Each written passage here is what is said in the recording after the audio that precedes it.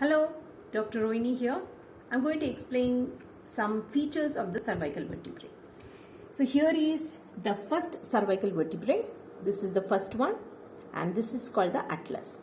The second one is called the axis, and then here we have the typical cervical vertebrae. So this is typical and these are known as atypical one. There is one more that is called vertebra prominens.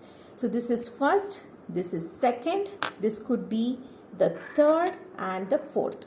Now here we have some features that I want to tell you.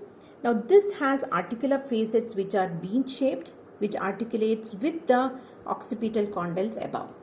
And then it has no body, as you can see, and also the vertebral canal is quite large. And it articulates with the second vertebra, that is axis, and you can see how it articulates with this. And they form three joints, two lateral atlantoaxial joints and one with the odontoid process, that is median atlantoaxial joint. So with this you can turn your head in a direction from right to left, left to right, in this direction. So that will make you nod in the gesture no, N-O. So this is how it turns. And then you can see some features like the second vertebrae has got this odontoid process or the dents, and this is something that can get fractured in hanging. And then you can also see the laminae, the spine which is bifid, and this should be pointing downwards and backwards.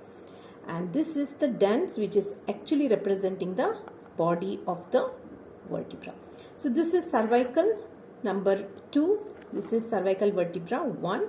And to see the typical cervical vertebra, like I mentioned, it has to be pointing downwards and backwards, and you can see the articular facets, superior and inferior articular facets you can see. And main feature is the foramen on the transverse process, which is called the foramen transversarium. So this has bifid spine and even this has bifid spine. See the difference in the size, and also the body has these projections on the sides. So with all these features we can say that this is a typical cervical vertebra. So typical is 3, 4, 5, 6. The atypical ones are 1, 2 and 7th one.